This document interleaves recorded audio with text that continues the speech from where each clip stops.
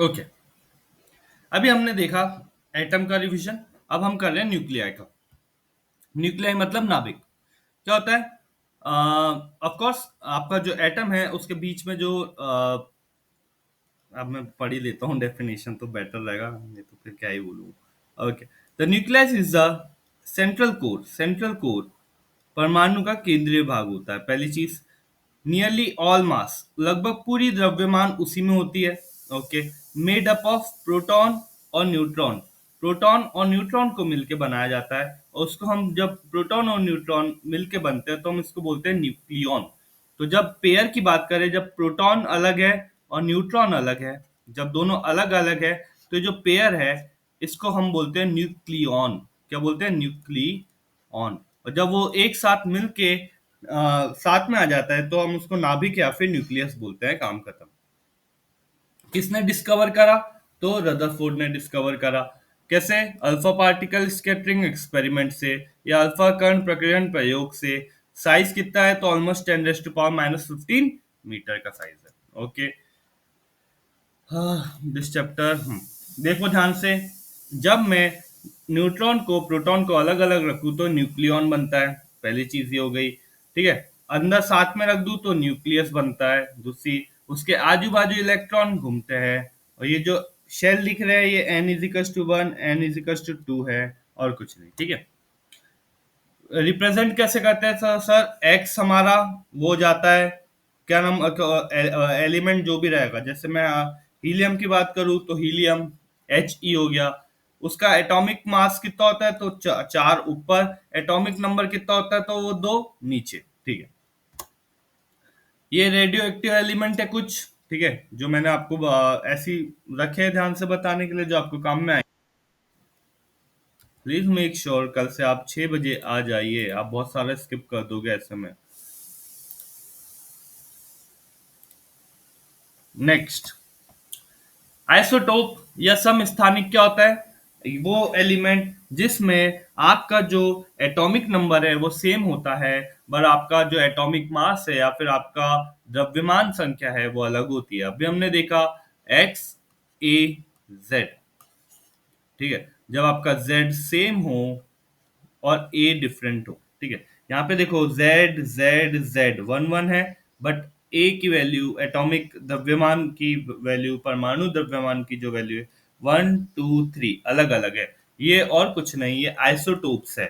Isotope वो होते हैं जिसमें सेम नंबर ऑफ प्रोटॉन रहते हैं but different number of neutron रहते हैं। ओके, अब वो कैसे आइडेंटिफाई करेंगे सेम है या डिफरेंट है?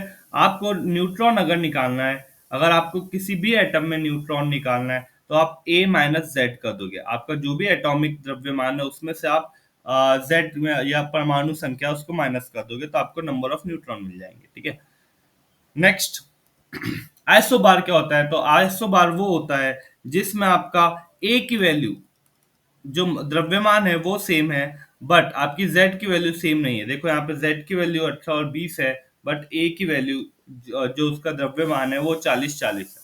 ठीक है, नेक्स्ट आता है आपका आइसोटोन। आइसोटोन मतलब सेम नंबर ऑफ न्यूट्रॉन। आपकी न्यूट्रॉनों की संख्या समान होना चाहिए, सम न्यूट्रॉनिक। ठीक है, तो उसमें क्या होता है, आप न्यूट्रॉन निकालते आना चाहिए तो कैसे आना चाहिए? ऊपर वाली चीज को नीचे वाले से माइनस कर दो, ए को जेड से माइनस कर दो, तो न्यूट्रॉन पता लग जाएंगे। तो यहाँ पे 14 - 6, 14 - 6 कितना हो गया? तो 4 और 4 8 हो गया। 15 - 7 कितना हो गया?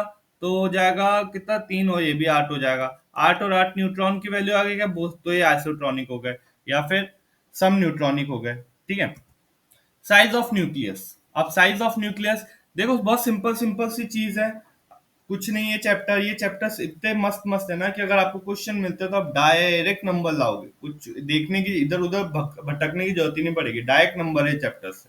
क्या होता है, मैंने अभी आपको बताया कि न्यूक्लियस का साइज जो है हम फर्मी लेवल पे मानते हैं। फर्मी मतलब 1 फेम्टोमीटर या फर्मीमीटर, जो भी आपको बोलना है। ठीक है, तो 1 फर्मीमीटर होता है 10⁻⁻15 मीटर। ये पहली चीज। ठीक है, हाँ ये फर्मी हो गया, ये फर्मी हो गया। Okay, the radius r of nucleus is approximately given by formula r is equals to r naught a की पावर 1/3, जहां पर आर नॉट की वैल्यू याद रखना 1.2 एफ एम होती है। ए आपका एटॉमिक मास नंबर या फिर परमाणु द्रव्यमान संख्या हो गई। तो R equals to R naught और ए की पावर 1/3। मान लो आपका परमाणु द्रव्यमान 27 है, तो कितना हो जाएगा 1.2 इंटू ए 27 1/3। 27 3 का क्यूब है, तो यहाँ पे लिखा 1.2 इंटू 3 का क्यूब डिवाइडेड बाय 3। इससे ये कैंसिल मल्टीप्लाई करोगे तो 3.6 आपका आ गया फेम्टोमीटर में। 3.6 फेम्टोमीटर में आपका आ गया रेडियस। ठीक है। अब दिस मीन्स कि nuclear radius increases with the cube root of mass number. ये आपका हो गया काम खत्म। ये आपका हिंदी में सेम चीज। चलो बढ़ता आगे। Type of decay. ठीक है, कितने टाइप होते हैं डीके के या क्षय के? तो 3 टाइप होते हैं, अल्फा डीके, बीटा डीके और गामा डीके। अल्फा अपक्षय, बीटा अपक्षय और गामा अपक्षय। ठीक है। क्या होता है अल्फा में? सर अल्फा पार्टिकल में 2 प्रोटॉन और 2 न्यूट्रॉन होते हैं। ठीक है। अब 2 प्रोटॉन 2 न्यूट्रॉन जो है, तो एटॉमिक नंबर तो सर हम प्रोटॉन से डिसाइड करते हैं, या फिर परमाणु संख्या जो है हम प्रोटॉन से डिसाइड करते हैं। तो 2 कम हो रहा है तो परमाणु संख्या 2 से कम हो जाएगी। फिर एटॉमिक मास तो सर वो तो 2 प्रोटॉन और 2 न्यूट्रॉन देके रखे, तो कितने से डिक्रीज हो गया? 4 से डिक्रीज हो गया। बीटा पार्टिकल इलेक्ट्रॉन निकलता है, तो एटॉमिक नंबर आपका इंक्रीज हो गया 1 से, और मास में कोई चेंज नहीं। गामा रे में ना तो परमाणु संख्या में ना तो द्रव्यमान संख्या में किसी में भी कोई नहीं आता है। ठीक है। अब आती है सबसे famous E is equal to M C square, Einstein की इक्वेशन, जहां पे E आपकी ऊर्जा या फिर एनर्जी है, M आपका मास है और C आपका लाइट स्पीड ऑफ लाइट है। तो स्पीड ऑफ लाइट भी पता होना चाहिए, 3 × 10⁻⁸ होती है। अगर आपको यहाँ तक के पता है तो गुड टू गो। यहाँ पे आपकी चीजें हो जाती है आसान, जो कि आपको थोड़े समय में पता लग जाएगी। 1 एटॉमिक यूनिट में अगर मैं उसको एनर्जी में या फिर इलेक्ट्रॉन वोल्ट में कन्वर्ट करूँ तो 3 × 10 ये हो गया मीटर अपॉन सी स्क्वायर, ये हो जाती है उसकी वैल्यू। ठीक है। मास डिफेक्ट क्या होता है? ओके, मास डिफेक्ट मतलब कुछ नहीं, ध्यान से पढ़ना, डिफरेंस से ही समझ में आ जाएगा। Mass defect is the difference between the total mass of individual nucleon, मतलब प्रोटॉन और न्यूट्रॉन की अलग अलग द्रव्यमान। ठीक है। और एक्चुअल मास ऑफ न्यूक्लियस, और जो न्यूक्लियस का एक्चुअल मास है, जो प्रोटॉन और न्यूट्रॉन जब साथ में रहते हैं तब का द्रव्यमान जो है, उन दोनों के बीच का जो डिफरेंस है या अंतर है, उसी को और क्या बोला जाता है? मास डिफेक्ट बोला जाता है। रिमेंबर, मैं फिर से ये चीज रिपीट कर रहा हूँ, मैंने उस वाले में भी रिपीट करी थी लेक्चर में और अभी भी रिपीट कर रहा हूँ। एक एक चीज जो नोट्स में लिखे बहुत ध्यान से पढ़ोगे, बहुत ज्यादा ध्यान से। आई अशोर यू, आज है शायद 15 तारीख, 16 मतलब कल, और 17। ठीक है। हम 2 3 दिन में, ठीक है, ऑलमोस्ट ऑलमोस्ट पूरा तो पॉसिबल नहीं हो पाएगा, बट हाँ जितने इंपॉर्टेंट चैप्टर से पूरे कर ले रहे हैं। आपका सेमीकंडक्टर की वीडियो भी आज आ जाएगी पूरी, आज या कल में ही आ जाएगी, तो मेक श्योर कि आप उसको भी स्किप मत करना। ठीक है। This missing mass has been converted into binding energy. ठीक है। ये जो मिसिंग मास है, हमने इसको किस में कन्वर्ट कर दिया? बाइंडिंग एनर्जी में। ठीक है, बस इतना सा है। द्रव्यमान अपूर्णता वह अंतर है जो किसी नाभिक के पृथक पृथक प्रोटॉनों और न्यूट्रॉनों को कुल द्रव्यमान पृथक पृथक मतलब अलग अलग, उस नाभिक के वास्तविक द्रव्यमान के बीच होता है। यह गायब द्रव्यमान बंधन ऊर्जा या फिर बाइंडिंग एनर्जी में परिवर्तित हो जाती है, जो नाभिक के साथ बांध कर रखती है। ओके, ये आ गया आपका formula. Z M P plus, अब जेड एम पी मतलब ये हो गया प्रोटॉन की संख्या, ए माइनस जेड मतलब न्यूट्रॉन की संख्या, माइनस जो आपको मास एक्चुअल मास है वो, दोनों का अंतर क्या बोलते हैं हम सर? उसी को बोलते हैं हम बाइंडिंग एनर्जी। ठीक है। कैसे? जितनी ज्यादा आपकी बाइंडिंग एनर्जी रहेगी, याद रखना, जितनी ज्यादा आपकी बाइंडिंग एनर्जी रहेगी उतनी ज्यादा आपका जो एटम है या फिर न्यूक्लियस है उसकी स्थिरता उतनी ज्यादा रहेगी। Greater the mass defect, greater the binding energy, ठीक है, उसके कारण मोर स्टेबल द न्यूक्लियस, उतना ही स्थिर नाभिक। ओके। दूसरी चीज, अभी मैंने आपको ये बताया था E is equal to M C square. या तो आप यहाँ पे E equals to del M C square लिख दो, ठीक है, डेल एम सी स्क्वायर लिख दो, पहली चीज आपको ये आ जाती है। या तो फिर अगर आपको डायरेक्ट इलेक्ट्रॉन वोल्ट में निकालना है, पर मैं अभी फिलहाल में आपको तो यहाँ पे डेल एम का यूज करना बोलूंगा, आप अभी वाली इक्वेशन के साथ नहीं जाना, ठीक है। हीलियम का यहाँ पे एग्जाम्पल देके रखा है, ये देखो दो प्रोटॉन का मास अलग से निकाला, दो न्यूट्रॉन का मास अलग से निकाला, आपको एक्चुअल मास दे के रखा है, ये आपको ने खुद ने कैलकुलेट करा, इन दोनों का अंतर निकाला तो इन दोनों का अंतर आ गया आपका मास डिफेक्ट, और कुछ नहीं।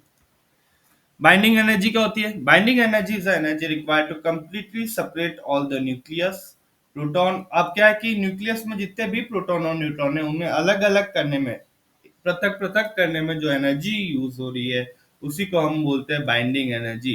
It is also the energy release when nucleus is form. Same energy जब न्यूक्लियस फॉर्म होगा तब।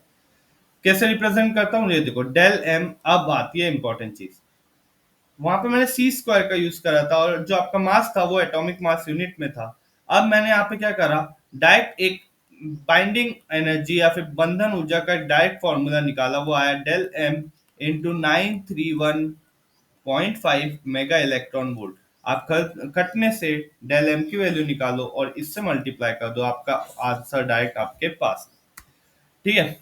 नेक्स्ट आता है बाइंडिंग एनर्जी पर न्यूक्लियन, प्रति न्यूक्लियन बंधन ऊर्जा। कैसे कैलकुलेट करोगे, तो सर हम बाइंडिंग एनर्जी निकाल देंगे और जो भी आपके न्यूक्लियन की संख्या, जितने भी आपके न्यूक्लियन है उसकी संख्या देख लेंगे, तो उसको संख्या से डिवाइड कर देंगे और आपका बाइंडिंग एनर्जी पर न्यूक्लियन आपको मिल जाएगा। Higher the binding energy per nucleon, उतना ही ज्यादा स्टेबल आपका एटम, काम खत्म। सबसे ज्यादा हाईएस्ट किसके लिए है, तो सर आयरन के लिए सबसे ज्यादा बाइंडिंग एनर्जी है, वो होती है 56, ठीक है। ओके, बाइंडिंग एनर्जी ये आपका पर न्यूक्लियन मतलब दो है प्रोटॉन है दो न्यूट्रॉन है, तो ये हो जाएगा 4। जितनी भी बंधन हो जाए उससे डिवाइड कर दो, ये आपके आगे ये काम खत्म। सबसे ज्यादा किसके लिए होती है सर, तो सबसे ज्यादा आयरन के लिए होती है, देखो ग्राफ में। अब इसके बाद बाइंडिंग एनर्जी देखो कम हो रही है, और इसके बाद यहां से फिर से कम हो रही है, मतलब यहाँ से और इधर से, यहाँ पे कम हो रही है, यहाँ पे मतलब ये इधर वाले जो है ये भी अनस्टेबल है और इधर वाले भी अनस्टेबल है, यहाँ से लेके यहाँ तक के पूरे की पूरे कैसे स्टेबल है, ठीक। Okay, the graph shows the binding energy per nucleon versus atomic mass number, ठीक है। 30 से 70, 170 तक याद रखना, 30 से 170 तक जो आपकी बाइंडिंग एनर्जी वो है वो ऑलमोस्ट ऑलमोस्ट सेम होती है, सेम होती है मतलब सेम होती है। आयरन के लिए हमने देखा था सबसे ज्यादा होती है, जो कि कितनी होती है 8.75 मेगा इलेक्ट्रॉन वोल्ट, ठीक है। लोअर और लाइट 30 से कम और 170 से ज्यादा में भारी कम कम बाइंडिंग ऊर्जा होती है, इसके कारण ये लोग, अब कम बाइंडिंग ऊर्जा मतलब कम स्टेबल या कम स्थिर, ठीक है। कंक्लूजन, इस चीज को देख के हमें ये पता लगा कि जो न्यूक्लियर फोर्स होती है या फिर जो नाभिकीय बल होता है वो आकर्षक होता है और अट्रैक्टिव होता है, पहली चीज। Constancy due to short range, each nucleon interact only nearby nucleon. अब भी मैंने पढ़ा था सेचुरेशन प्रॉपर्टी 10⁻⁻15, इतने पे ही इंटरेक्ट कर सकते हैं, इसके बाहर नहीं कर सकते। फ्यूजन अगर मुझे करना है, अगर मुझे दो टुकड़े में न्यूक्लियस को तोड़ना है, तो मैं किसका, जो भारी वाले एटम्स है उनका यूज करूंगा, और फ्यूजन में मैं छोटे वाले का करूंगा, काम खत्म। एक बार प्लीज पढ़ लेना ये पार्ट, ठीक है। न्यूक्लियर फोर्स हो गया, ओके। न्यूक्लियर फोर्स की विशेषताएं देख लो एक बार। नेचर में तीन फोर्सेस होती है, ठीक है, ध्यान से सुनना ना। नेचर में तीन वो चार फोर्सेस होती है, एक होती है वीक नाभिकीय बल या फिर न्यूक्लियर फोर्स, एक होती है स्ट्रॉन्ग न्यूक्लियर फोर्स, एक होती है आपकी कुलाम फोर्स, और एक होती है आपकी ग्रेविटेशनल फोर्स। इसमें सबसे ज्यादा वीक जो होती है वो होती है ग्रेविटेशनल फोर्स। मैं एक बार ऐसे इसको शॉर्ट फॉर्म में WN SN CF और GF आया है, GF वर्ड आ गया था, ओके। तो सबसे ज्यादा स्ट्रांग होती है स्ट्रांग न्यूक्लियर फोर्स, उससे ज्यादा होती है वीक न्यूक्लियर फोर्स, उससे होती है फिर CF और एकदम आखिरी में GF। ओके, ये अगेन कुछ थ्योरेटिकल पार्ट है जो आपको देखना है तो अच्छे से देखना ही पड़ेगा फॉर श्योर। इसको एक बार पढ़ लोगे काम खत्म हो जाएगा, ठीक है। Short force, attractive force, okay, मैं यहाँ पे कुछ बता दे रहा हूँ वो आपको इंपॉर्टेंट है, ठीक है। Act over a distance of only few femtometre, fermimetre पे करते 2 से 3 तक होता है, काम खत्म। सेचुरेशन प्रॉपर्टी आपको अभी पढ़ा दी है मैंने, ठीक है।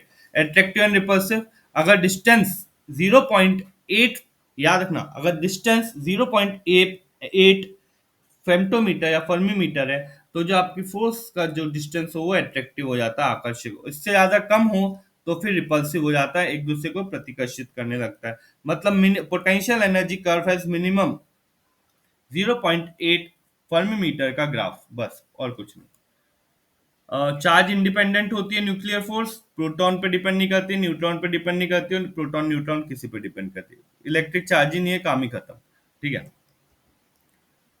अब आता है आपका रेडियो एक्टिविटी, है ना। लास्ट रेडियो एक्टिविटी है, और न्यूक्लियर फ्यूजन फिजन है, और कंट्रोल थर्मो है, और न्यूक्लियर रिएक्टर है, और काम खत्म। चलो,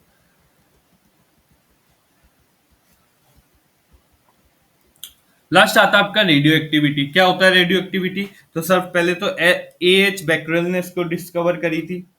रेडियो एक्टिविटी को किसने? ए एच बैकरेल ने 1896 में फ्लोरेंस और फॉस्फोरेंस को देख के रेडियो एक्टिविटी की खोज करी थी। ओके, किस कंपाउंड में? तो यूरेनियम कंपाउंड में।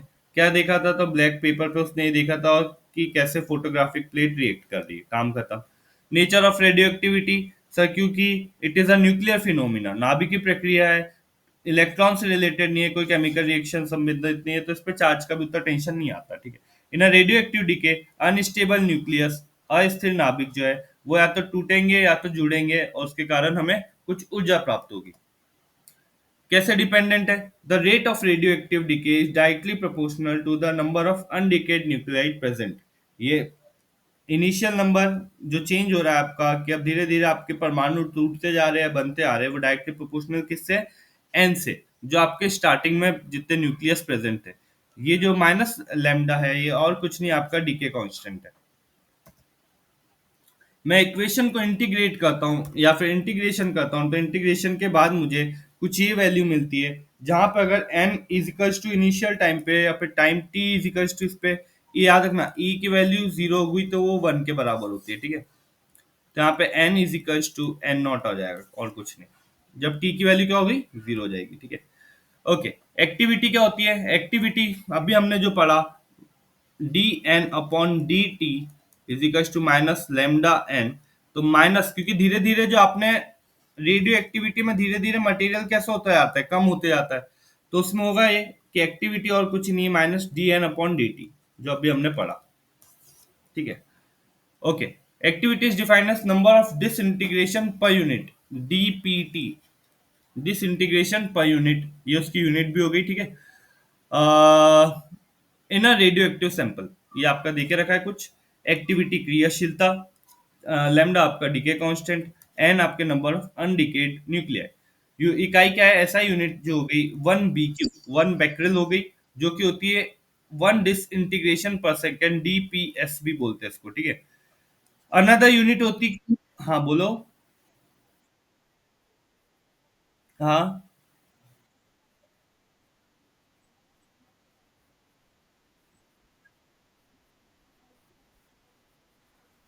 हाँ, सब। हाँ, तो जब भी ऐसे क्वेश्चन देखो ना तो मैसेज तुरंत शेयर करा करो, पता है उसका लॉजिक क्या है? कि आपको अगर देखो, अभी हाँ मैं पढ़ा रहा हूँ तो आप मेरे से डाउट क्लियर कर रहे हो, डॉली, ठीक है। अभी मैं पढ़ा रहा हूँ तो आप डाउट क्लियर कर रहे हो। अगर मान लो ये चैप्टर में रिवाइज ही नहीं कराता और पढ़ाता ही नहीं, तो फिर वो क्वेश्चन तो क्वेश्चन ही रह जाता आपका। इसलिए मैं सभी को रेकमेंड कर रहा हूँ, जो भी क्वेश्चन नहीं बनता है मेरे से शेयर करा करो, ठीक है। उसका लॉजिक है कि वो फिर आपको तुरंत ऑन द स्पॉट क्लियर हो जाएगा। अगर मान लो आपने ये सोचा कि नहीं सर रिवीजन कराएंगे तब पूछूंगी, हाँ, तब तो खत्म। अगर ये चैप्टर का रिवीजन ही नहीं करा था फिर, है ना डॉली, तो वो क्वेश्चन, ऐसे क्वेश्चन जो भी रहते हैं तुरंत शेयर कर रखो। हाँ, अब ये लैम्डा है, ठीक है, धीरे धीरे कम हो रहा है, नेगेटिव हो रहा है, तो आपकी वैल्यू भी तो नेगेटिव होते आती है। अगर -2 है, -4 है, -6, सबसे ज्यादा नेगेटिव कौन? ये हुआ। और सबसे कम नेगेटिव क्या हुआ? ये हुआ। इसका मतलब ये ऐसे काम कर रहा है ना आपका, जो आपका डीके कांस्टेंट, और वो डीके कांस्टेंट के नेगेटिव नहीं होता। नेगेटिव ये होता है कि जो आपका पास सैंपल है वो धीरे धीरे कम होते आ रहा है, इसलिए यहाँ पे माइनस साइन आएंगे और कुछ नहीं। Another unit Curie. क्यूरी क्या होता है? 3.7 × 10⁻10 डिसइंटीग्रेशन पर सेकेंड। ठीक है, याद रखना ये यूनिट्स भी बहुत मैटर करती है। Half life time. Half life time मतलब is the time required for half of the radioactive material nuclei in a sample of decay। अर्ध आयु काल वह समय होता है जिसमें किसी नमूने में उपस्थित कुल रेडियोएक्टिव नाभिकों का आधा हिस्सा क्षय हो जाता है। मान लो मेरे पास 100 है और 10 मिनट में मेरा आधा हिस्सा कम हो जाता है, तो 10 मिनट में वो कितना हो गया? 50 हो गया। 10 मिनट में कितना हो गया? 50 हो गया। फिर 10 मिनट में और कितना हो जाएगा? 25 हो जाएगा। फिर 10 मिनट में और कितना हो जाएगा? तो 12.5 हो जाएगा। फिर 10 मिनट में और कितना हो जाएगा? तो इतना हो जाएगा। ठीक है, तो ये इसको और कुछ नहीं, इसी को मैं बोलता हूँ half life time. Half life time वो डीके कांस्टेंट पे डिपेंड कर रहा है। देखो डीके कांस्टेंट लैम्डा पे डिपेंड कर रहा है। ठीक है, क्या होता है? 0.693 डीके कांस्टेंट आपका देखे, हाफ लाइफ टाइम आपको देके रखिए, आपको जो चीज मिलना है वो मिल जाएगी। ठीक है, नेक्स्ट आता है आपका न्यूक्लियर फिजन। ध्यान से, मैंने पहले ही बताया फिजन और फिजन में विखंडन और क्या विखंडन और संलयन। विखंडन और हाँ बोलो। किसे नाम बोलिए आपका? दीपिका, एक काम करिए, लीव करके फिर से ज्वाइन कर लो। ठीक है, अगर दोनों कंडीशन में नहीं कर लिया है ना, एक बार यार पूरा ऐप बंद नहीं, आपको ऐप भी बंद करना पड़ेगा पूरा उस, जाके ऐप हटाओ और फिर उसको चालू करो, फिर से ज्वाइन करो। ठीक है, आ जाएगी। इन केस नहीं आती है तो फिर आपको रिकॉर्डेड लेक्चर अवेलेबल रहेगा। ठीक है, डोंट वरी। ओके।